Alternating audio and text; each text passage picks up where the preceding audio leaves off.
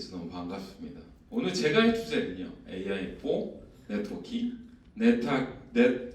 네트워킹 for AI. 갑자기 올라오니까 잠깐 이게 입이 말랐네요. 근데 이해는 가실 건데요.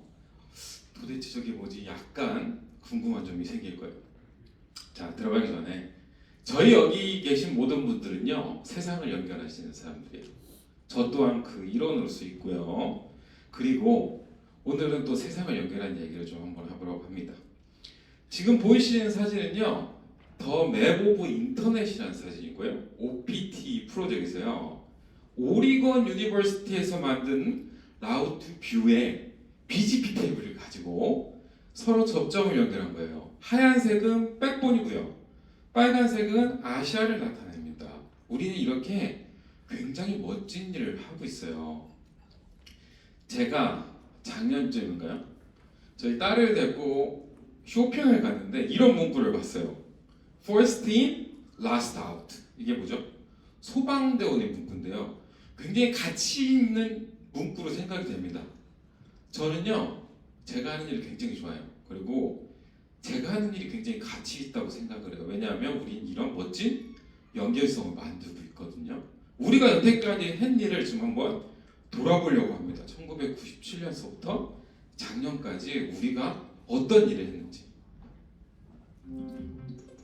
OPT 프로젝트에서요, 라우트 뷰라는 BGP 테이블을 가지고 97년서부터 22년까지 인터넷의 분화 상태를 영상으로 만들어낸 거예요. 인터넷이라는 건요, 인류 최고의 엔지니어링 부산물이에요. 그렇죠? 다양한 스티브 잡스나 구글의 포모시오 등은요, 인터넷이 세상을 바꾸고 인터넷을 통해서 우리는 세상에 다가갈 수 있다고 말하고 있죠. 그리고 여기 계신 모든 분들이 가장 많이 하는 일이에요. 지금부터 해저 케이블을 깔고요, 데이터 센터를 만들고요, 팝을 만들어서 이런 인터넷 세상의 연결성을 우리는 만들고 있습니다. 가장 큰 인류의 엔지니어링 프로젝트라고 하고 있어요. 이 OPT 프로젝트에서요, 여기 계신 여러분들께 부탁을 하고 있어요.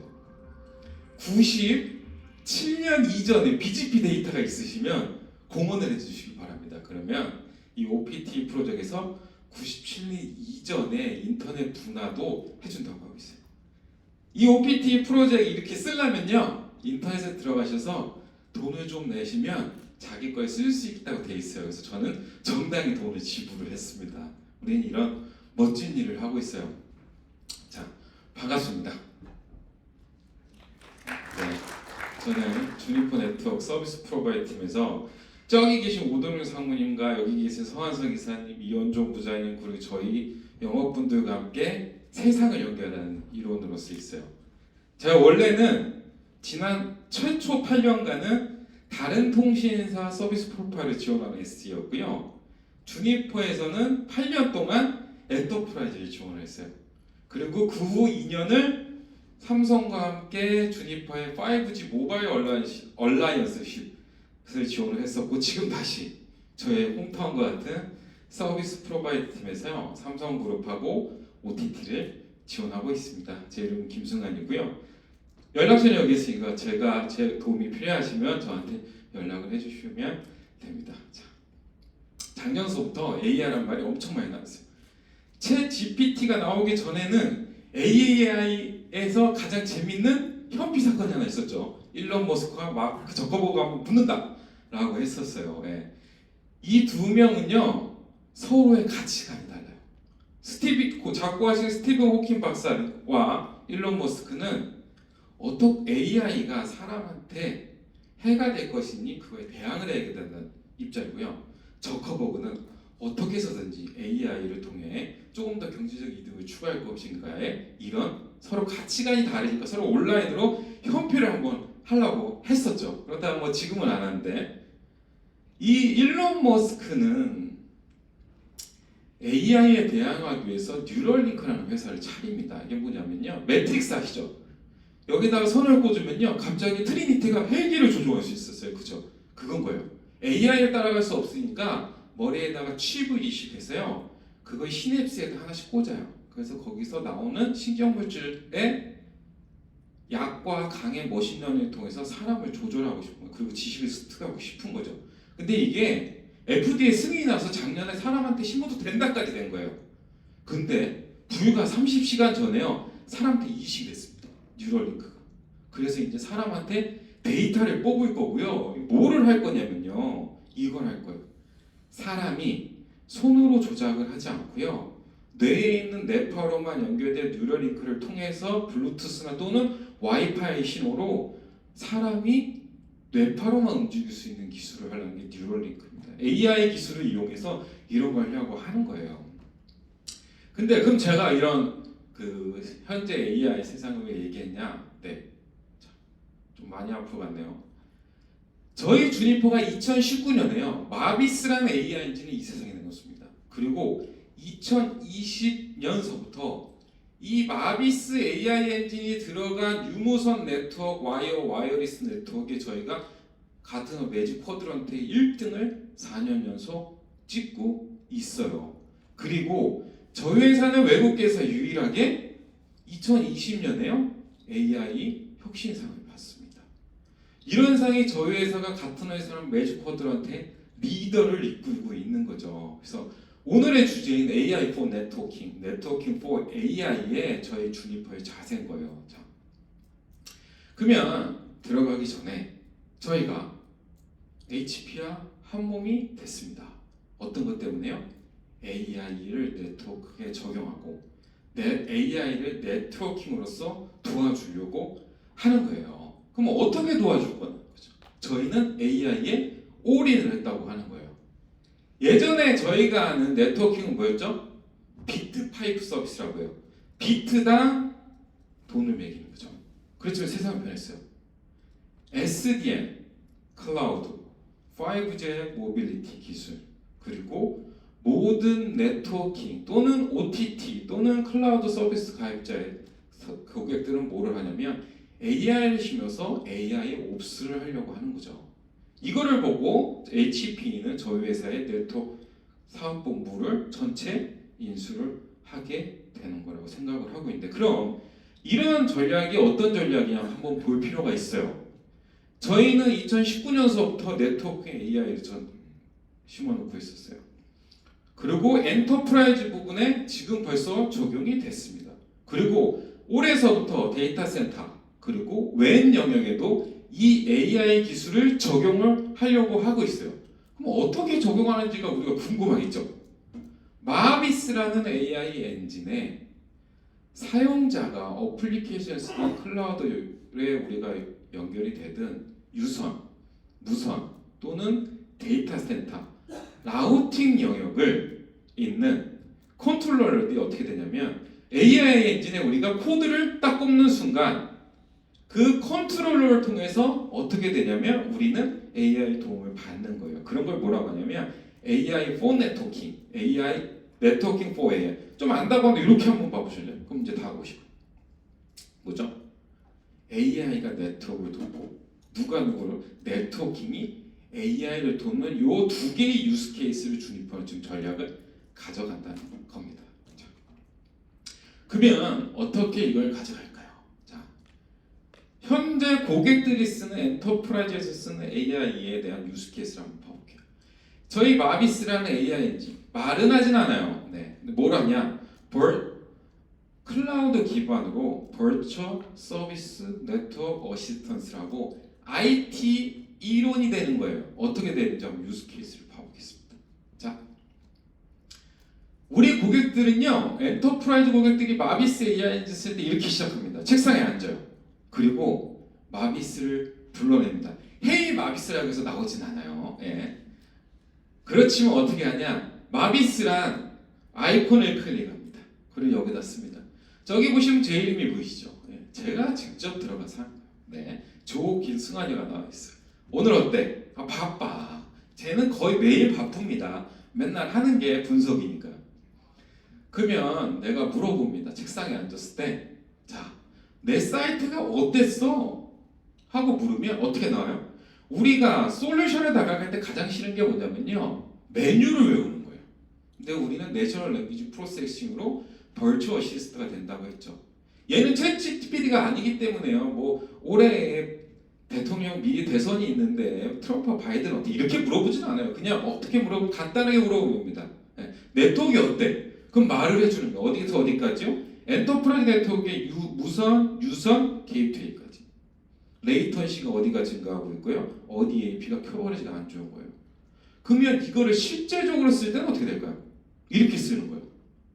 안 돼요 시리즈에 우리는 이거를 적용하는 겁니다. 우리 고객들은 항상 뭐가 안 된대요. 그죠? 그리고 가장의 최악은 뭐죠? 인터넷이 안 돼요. 이게 IP를 못 받아서 안 되는 건지 DNS가 안 되는 건지 그죠? 웹이 안 열리는 건지 이걸 어떻게 해결할 거는 거죠? 물어봅니다. 저희 모 고객은요 이걸 MS 팀즈를 연동해서 물어보는데요. 앉아서 또 책상에서 마비스를 불러냅니다. 클릭을 불러내요. 항상 오른쪽 구석에 마비스 엔진이 이렇게 떠 있어요. 자, 그리고 저희 구성은요 항상 저 화면이 이렇게 나옵니다. 스위치가 됐던 유선이 됐던 웬이 됐던 방화벽이 됐던 고객이 봐야 하는 알람들이 알아서 분석돼서 떠 있는 거예요. 그리고 이건 어떻게 돼 있어요? 클라우드 기반의 주니퍼 AI 사이언스 파드 안에 이걸 분석 데이터가 있는 거예요. 그리고 우린 간단하게 질문합니다. LLM이 아니라 라지 랭귀지 모델이 아니잖아요. NLP 유저 이렇게 질문하는. 그럼 나와요. 얘네들이 NLP 해야 돼. 그래 트러블 슈팅이죠. 그러면 트러블 슈팅이 시작합니다. 어떻게 돼 있어요? 이 유저를 보니까 어플리케이션 야후, 뭐 MS 오피스 365 이런 것들을 많이 쓰고 있고 그거에 대한 사무실 커버리지가 잠깐 나왔었고요. 얘가 얼마나 서비스를 즉 서비스를 만약에 100시간을 했을 때 몇 시간 동안 서비스를 못 받았는지 지금은 될 수도 있어요. 근데 과거에 얼마만큼의 서비스 레벨이 낮았는지를 보여주는 거예요. 그리고 얘네들 각각 고객에 대해서 어떤 에러가 있었는지 DHCP 에러냐, ARP 에러냐 또는 게이트웨이 접속이 안 되냐 또는 레이턴시가 증가를 하고 있냐 그리고 그 대망의 정점은 다이나믹 패킷 캡처가 됩니다. 저도 서비스 프로바이더 엔지니어였어요. 엔터프라이즈에서도 해봤어요. 항상 네트워크는요 장애가 났잖아요. 저희 뛰어갑니다 이렇게 그죠? 그럼 해결됐어요. 그죠? 대부분의 장애는 해결됐어요. 그래서 우리 로고를 분석을 해요. 패킷이어를. 근데 아시죠? 잘 안 나와요. 왜 재현을 해야 될까요? 그 당시 패킷이 없어서 우린 재현을 하는 거예요.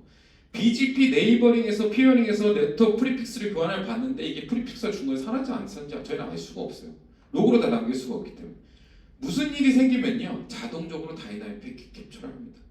AI 엔진이 어떻게 네트워킹을 도와주는지에 대한 굉장히 좋은 유스 케이스가 되겠죠. 그러면 저희는 고객은 무슨 일이 지난번에 무슨 일이 생겼다는 거야. 근데 지금은 잘 돼요. 그러면 저길 들어가는 겁니다. 캡처가 돼 있어요. 그럼 캡처를 봐서 다운받아도 돼요. 뭐가 안 됐었는지. 이게 뭐죠? 어떻게 AI가 네트워킹을 돕느냐라는 제 1막이었어요. 그러면 두 번째는 뭘까요? 어떻게 네트워킹이 AI를 도울까요라는 거예요. 네트워크 헬스 AI. 이제 여기서부터는 아마 이제 이해력이 확 돌 겁니다. 왜냐하면 우리가 아는 인터 커넥션의 방법들이 나오는 거예요. 자, 저희가 요즘에 가장 많이 보는 그림 중에 하나예요. 인공신경망, 그쵸? 딥러닝을 위한 AI 파드를 위한 얘네들이 어떻게 돼 있어요? 굉장히 복잡하게 인터커넥션이 돼 있어요. 어떻게 이런 인터커넥션이 AI를 도우는지 한번 봐보려고 합니다. 자, 우리가 사는 세상은 디지털 세상이에요. 디지털 인프라 위에 디지털 디바이스를 가지고 우리는 디지털 세상을 누리고 있는데요. 디지털 장비는요 딱 세 가지로 구분되어 있어요. 뭐로 되어 있어요? CPU, 메모리, 스토리지. 그리고 여기서 우리가 가장 잘 아는 통신 버스로 얘네들이 연결이 돼 있어요. 그렇죠? 근데 메모리와 CPU는요 1년 또는 1년 6개월에 2번씩 증가를 하거든요. 속도가. 근데 통신은 어떤가요? 1년에 2배씩 증가를 하나요? 빨라지나요?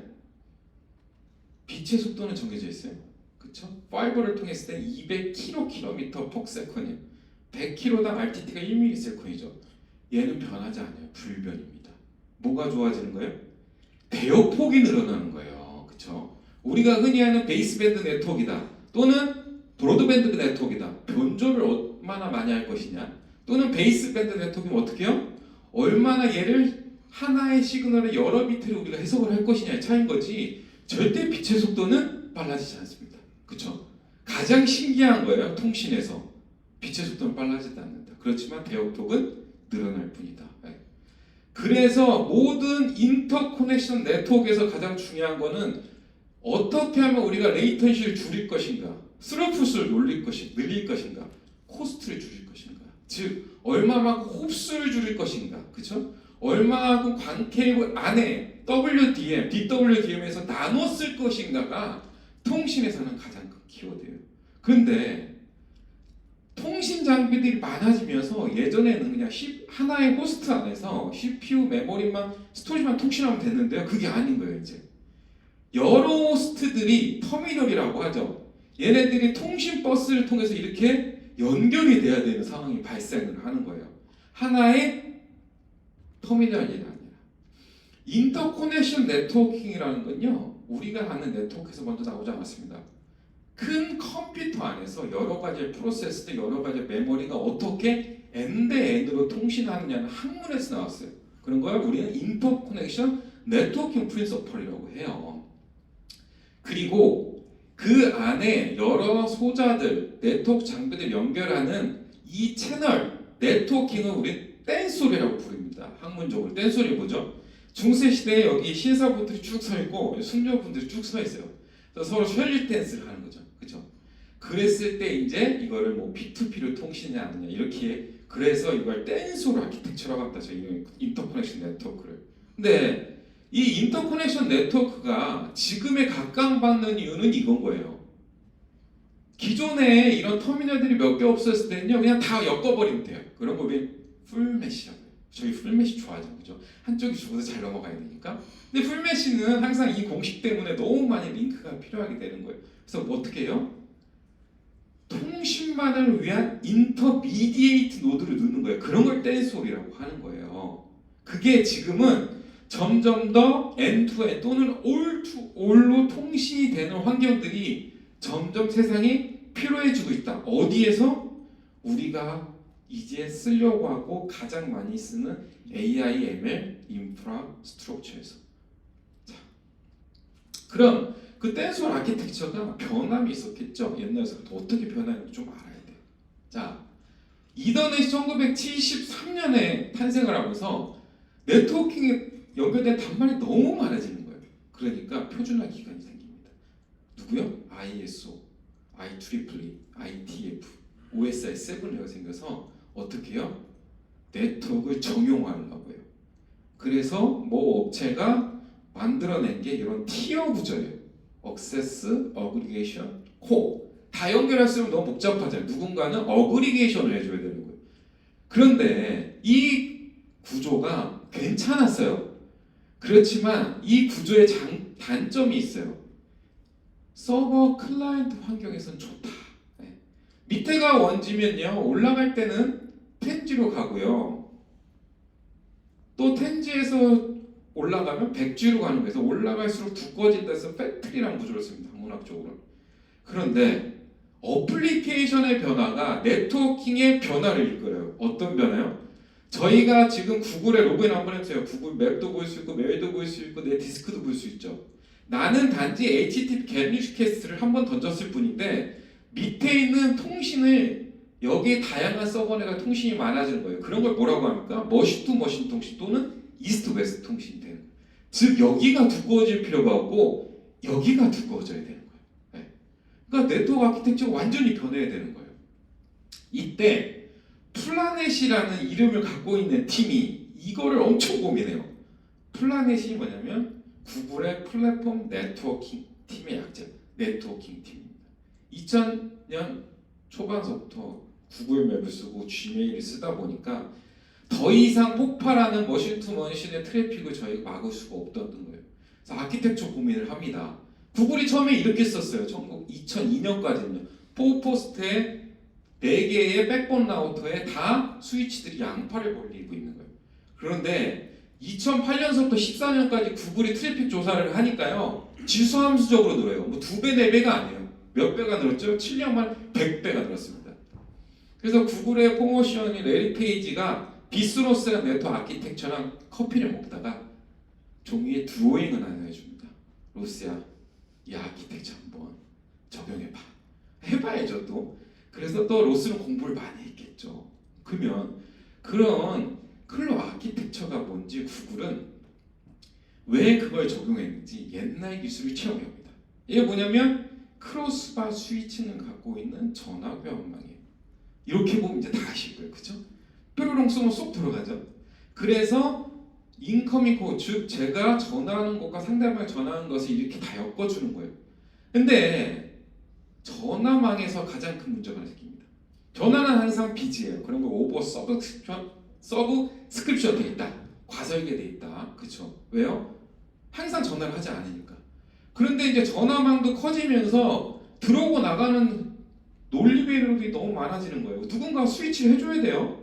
그리고 그 스위치를 해주기 위한 또 컨트롤 회선이 들어가니까 너무 많은 거예요. 그래서 이때도 이제 똑똑한 사람이 한 번 나타나는 거예요. 누가? 차이스 클로라는 사람이 이 세상에 나타납니다. 그래서 논문을 써요. 어떻게 하면 전화교환망에 넘블로킹 서비스를 할 수 있을까? 즉 삐삐라는 통화 신호음이 듣기 싫은 거죠. 그래서 한번 생각을 하는 거예요. 좀 전에 봤던 크로스바처럼 많이 연결이 돼 있으면 이게 회로가 비싸져요. 싼 회로를 여러 개 엮어볼까? 그래서 2x2를 2개를 썼고 2x2를 2개를 써서 들어오고 나가는 거를 한번 엮어해 본 거예요. 싸지겠죠. 그런데 중요한 게 있어요. 하나의 회로가 죽으면 콜 포워딩이 안 되는 게 있어요. 그래서 굉장히 쉽지만 타고난 선택을 하나 합니다. 뭐냐면 하나를 더 둬요. 티어를. 우리 이런 걸 쉽게 말해서 티어라고 해요. 어떻게 되죠? 이렇게 끝에 티어가 하나 더 생기고요. 중간 티어를 모두 만드냐? 인터커넥션 노드로 만듭니다. 우리가 흔히 아는 샤시 장비 라우터에 있는 패브릭 카드가 되는 거예요. 이런 거를 댄솔이라고 하는 거예요. 그렇죠? 학문적인 용어로. 인터미디에이트 노드가 터미널들을 인터커넥션 해주고 인터커넥션 네트워킹 아키텍처를 만들어 줌으로 해서 중간에 노드가 죽어도 콜 포워딩이 막히지 않게 되는 거예요. 클로가 생각했다 해서 이거를 클로 아키텍처라고 하고요. 구글이 2013년에 우리는 이미 10년 전에 클로 아키텍처 우리 데이터 센터를 다 지었지롱 하고 자랑을 합니다. 어디서? ACM 시그컴에서. ACM 시그컴이 뭐냐면요. 아이오스나 IEEE나 이런 애들은요. 보통 1970년대, 80년대 나왔어요. 근데 구글이 이전에서부터 컴퓨터 머시너리 학회에 있어요. 어소시에이션 오브 컴퓨터 머시너리의 스페셜 인터레스트 그룹 커뮤니케이션 네트워킹 약자 ACM 시그컴에서 발표를 하는 거예요. 우리는 2003년서부터 더 이상 그런 아키텍처 못 쓰고 클로 아키텍처로 다 적용을 완료했습니다. 구글은 완료를 하면 나와요. 쿠버네티스도 자기네가 다 적용하니까 외부로 오픈해서 발표했죠. 얘네도 그래서 2014년에 그걸 발표해요. 걔네의 고민사항이 뭐였어요? 지수함수적인 트래픽 증가. 더 이상 샤시 큰 스위치가 섰을 때 그 스위치가 고장이 나면 장애가 방이 너무 크고 비용이 너무 세니까 그런 거를 우리가 줄여보자고 해서 논문을 발표하는 게 주피터 라이징이라는 논문이고요. 이 논문은 구글 스콜라 페이지에 가서 보시면 됩니다. 그러면 구글이 고민했던 왜 우리가 클로 아키텍처를 10년간 데이터 센터에 다 적용했는지 배경과 어떻게 적용했고 어떻게 클로 아키텍처를 통해서 스위치를 설계했는지가 다 나옵니다. 구글 애들이 참 똑똑도 하죠. 그리고 이것 때문에 지금의 모든 데이터 센터 아키텍처는 클로 아키텍처로 됐어요. 클로 아키텍처는 이제 기민하신 분들은 알 거야. 아, 클로라는 게 뭐였다? 스파인 리브 아키텍처구나. 우리가 스파인 리브 아키텍처를 생각을 하면 항상 좀 어려워요. 이게 스파인? 뭐 줄기? 뭐 리프 가시? 근데 스파인은 우리 몸에 뭐죠? 영어로 척추입니다. 척추는 또 영어의 다른 말이 뭐죠? 백본이에요. 뭐죠? 백본을 통해서 인터커넥션 네트워크를 만들어준 거예요. 즉 뭐예요? 백본이 인터미디에이트가 노드가 되는 거예요. 학술적으로 이런 스파인 리프 아키텍처는요, 인다이렉트 네트워크라고 합니다. 어떻게요? 실제 통신을 하고자 하는 호스트 터미널들이 인터 커넥션 노드에 붙고 또 이 인터 커넥션 노드가 스파인이라는 곳에도 인터 커넥팅 돼요. 직접 호스트 간에 당연히 직접 연결할 수 없겠죠. 이런 거를 요 스파인 우리 또 뭐라고 하면 돼요? 여기가 또 이제 댄서 아키텍처가 되는 거예요. 인터미디에이트 노드를 클로가 딱 생각한 게 지금까지도 이어지는 거고, 이 인터미디에이트 노드가 지금의 우리의 과증대하는 트래픽과 문제들을 해결해주고 있고, 지금 이 이상의 아키텍처를 쓰진 않습니다. 이 다음으로 나오는 게 뭐 젤리피쉬라든지 그 다음에 드래곤플라이 같은 아키텍처들이 있어요. 근데 아직도 공부 중이에요. 그럼 왜 이걸 쓸까? 가장 많이 사람들이 썼다는 거죠. 이런 아키텍처는 기존에 클로가 생각했던 이렇게 인바운드 콜이 인터미디에이터를 거쳐서 아웃바운드로 나가는데, 우리 네트워킹 하는 사람들은 저런 걸 복잡해서 싫어해서 반에 접었어요.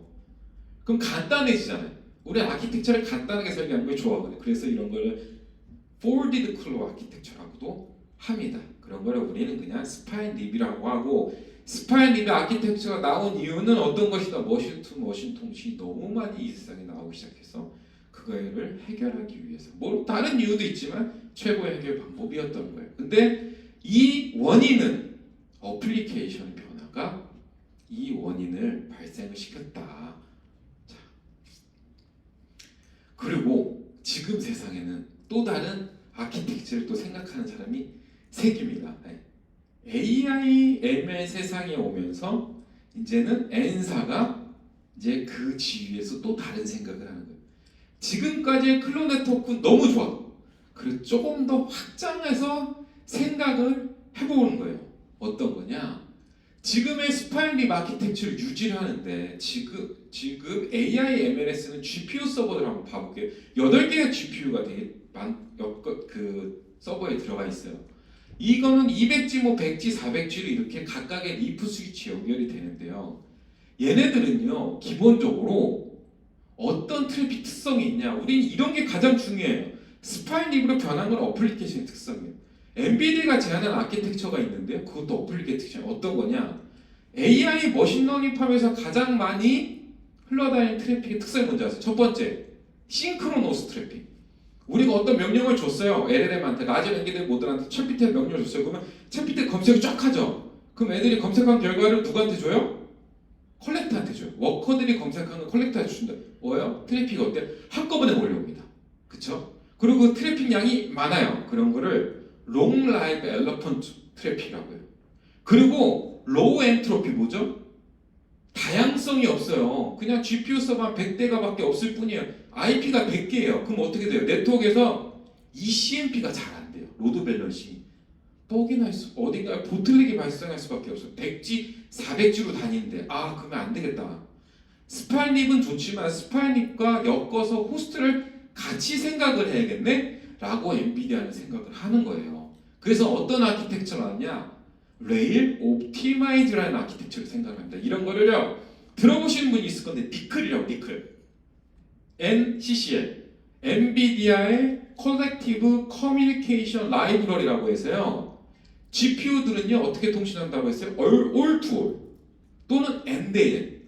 트래픽 양이 많고, 오랫동안 지속되고, 하이 퍼포먼스를 요구하고, 로우 레이턴시를 요구하는데, 트래픽이 복잡하지 않아서 해시가 잘 안 되는 거예요. 쉽게 말해서. 그러려면 어떻게 되겠습니까? GPU 서버 안에 있는 GPU 간에는요, 이렇게 통신을 하면 안 돼요. 트래픽이 많죠. 같은 호스트에 있는 GPU마다 하나의 닉이 매핑이 되어 있는데요. 이렇게 하면 트래픽도 많고 트래픽 양도 많고 로스를 있어야 되는데 안 되는 거예요. 그래서 얘네가 MV 스위치라는 거 안에 넣어요. 그런 걸 PXN이라고 합니다. 뭐 PCI MV 링크라고 해서 GPU 간에 서버 안에서는 서로 간에 인터넷, 우리 백엔드라고 볼 수 있겠죠. 다른 서버들 간에만 리프 통신을 하는 거예요. 그래서 아키텍처를 이렇게 구성합니다. 아키텍처를 GPU 닉서부터 스파인 립까지 확장을 해서 커뮤니케이션 아키텍처를 잡아요. 이런 걸 레일 옵티마이즈라고 또는 레일 옵티마이즈드 스트라이브라고 해요. GPU 서버들이 이렇게 있습니다. 이 GPU 서버들이 서로 페어되는 GPU 값만 동일한 리프에 엮여요. 그럼 어떻게 그 페어들은 무조건 하나의 리프로만 들어가서 각각의 요 레일들이라고 하는 것을 서로 쓰지 않아요. 그래서 크로스 레일을 막는다고 합니다. 이런 AI ML 팝에서는요 결과를 받아야 되잖아요. 그걸 뭐라고 하면 JCT, Job Completion Time이라고 해요. 잡을 컴플리트 타임 뭡니까? 워커너들이 계산한 컬렉터가 받아서 우리한테 주는 거예요. GPT한테 우리가 뭔가 문의하면 GPT는 워커너들이 일을 쫙 합니다. 그리고 컬렉터한테 던져주는 거예요. 그러려면 네 가지 속성이 필요해요. 굉장히 하이 퍼포먼스가 돼야 되고요. 레이턴시가 굉장히 작아야 되고요.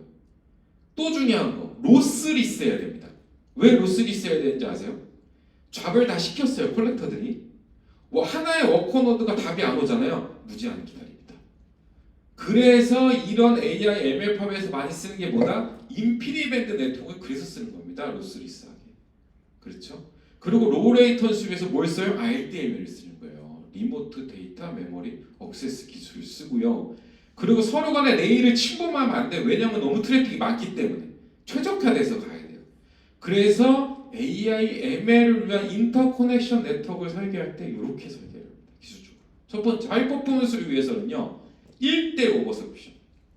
업링크, 다운링크 속도가 동일합니다. 다운링크가 100포트에 100G잖아요. 업링크도 100포트에 100G인 거예요. 네. 왜요? 트래픽이 그렇게 많아요. 두 번째, 레이턴시를 줄이려면 어떻게 하면 되겠습니까? 홉수를 줄여야 돼요. 동일한 서버의 GPU가는 절대 밖으로 나가지 않는다. 그리고 좌 컴프레션 타임을 맞추기 위해서 로스를 있어야 됩니다. 그래서 인피니밴드 또는 요즘에 많이 쓰려고 하는 와키 V2 RDMA 오버 컨버전스 이더넷을 통해서 로스리스한 네트워크를 만들자라는 DCQCN 기술이죠. 이게 지금 클라우드 사업자들이 이미 도입해서 쓰고 있는 기술이고 서로 네트워킹 간의 인터피어런스 좀 없애기 위해서 ECMP 환경에 DLB를 적용해요. 잘 이해가 안 돼. ECMP 환경의 DLB가 뭐냐면요. 해쉬가 할 게 별로 없어요. 서버가 100대입니다. 플로우가 100개예요. 그죠? 그러면 스위치 입장에서 라우터 입장에서는요. 이거를 해시키를 돌려서 ECMP를 잘해서 로드 밸런스 해줘야 되는데 임발란스 한쪽으로 쏠리는 거예요. 그래서 어떻게 하냐? 어떤 기술까지 나왔냐? 하나의 소스에서 데스티네이션을 가는 건 항상 하나의 링크만 탑니다. 그쵸? 리오더링 방지하기 위해서. 근데 그쪽으로 가는 패킷들이 항상 계속 오진 않잖아요. 중간에 쉬는 타임이 있겠죠. 이 쉬는 타임을 계산해서 이 다음 패킷이 늦게 도착하지 않는 쉬는 타임이다. 이걸 이넥티브 타이머라고 하냐? 그거를 칩이 체크해서 첫 번째 패킷은 동일한 플로우지만 첫 번째 라인, 두 번째 패킷은 동일한 플로우 두 번째 라인으로 보내는 거예요. 네. 이런 거를 다이나믹 로드 밸런싱 기술이라고 하고요. 이미 데이터 센터 스위치에는 이 기술들이 적용이 돼 있어요. 임밸런스를 일부러 만들어주는 거죠. 그렇죠? 가장 좋은 거는 뭐예요? 패킷 바이 패킷으로 ECMP 하는 게 가장 좋겠죠. 그런데 그렇게 되면 리오더링 이슈가 너무 크기 때문에 그것까지는 고려를 안 하고 있고 다이나믹하게 패킷이 쉬는 타임을 보고 바로 다음 패킷은 다른 링크를 태워주는 게 ECMP에서 말하는 다이나믹 로드 밸런싱 기술입니다. 지금 AI, ML에 있는 이런 인프라스트럭처는 인터커넥션 네트워킹은 우리가 댄소를 설계할 때 이런 기술들이 지금의 최신의 2024년 기준 최신의 기술입니다. 자, 그러면 우리가 이제 네트워킹이 어떻게 AI를 도와주는지 한번 봤어요. 그러면 이 세상에서 우리는 주니퍼는 그러면 좀 전에 봤을 때 AI가 네트워킹을 어떻게 도와주는지 봤습니다. 트러블슈팅 자동으로 해줘요. 다이나믹 패킷 캡처해줘요. 그러면 어떻게 네트워킹 AI를 도와줄까요? 굉장히 복잡한 네트워킹 환경이 이제 데이터 센터들의 이런 환경들을 가지고 있어요. 이게 데이터 센터 인터커넥션 아키텍처 변화들이에요. 지금 저희는 주로 요 스파이니프를 쓰고 있고요. 여기는 젤리피시라는 아키텍처예요. 이런 복잡한 아키텍처에 우리는 또 뭘 하고 있어요? 복잡한 장비들을 많이 사용하고 있어요. 복잡한 장비들이 한번 볼까요? 주니퍼만 쓰면 좋은데 타사를 또 써야 돼요. 그쵸? 이거는 누군가가 해결을 해줘야 되지 않을까라는 거예요. 그게 고객한테는 가장 복잡성이다. 네트워크의 다이어그램도 복잡해졌지만 다양한 운영형도 우리 누군가가 지원을 해줘야 되지 않나? 라고 해서 주니퍼가 또 고민을 합니다. 그래서 2021년에 이 복잡성 해결을 하기 위해서 세상에 솔루션을 하나 내놓아요. 앱스트라라는 솔루션. 어떻게요? 데이터 센터 스판 리프의 모든 토폴로지를 우리가 자동화해서 하나의 데이터 센터는 보다 하나의 네트워킹 OS. 하나의 네트워킹 오퍼레이션 소프트웨어라면 우리는 하나만 하면 되죠. 즉 고객들은 앱스트라란 AOS에 대한 것만 알면 주니퍼가 됐던 다른 벤더가 됐던 어떤 토폴로지가 됐던 그 복잡성을 해결해 줄 수 있는 거예요. 어떻게 해요? 그냥 장비를 선택합니다. 주니퍼, 시스코, 아리스타, 델, 소니 OS에서 클릭해서 어플라이에서 컨피그를 하게 되면 고객의 복잡성을 우리가 완전히 해결을 해드린 거죠. 자, 오늘 많은 기억을 가져가시면 좋겠고요. 이 파란 창이나 하얀 창에 주니퍼의 AI 네이티브를 검색하셔서 그 복잡성을 해결하시길 바라겠습니다. 감사합니다.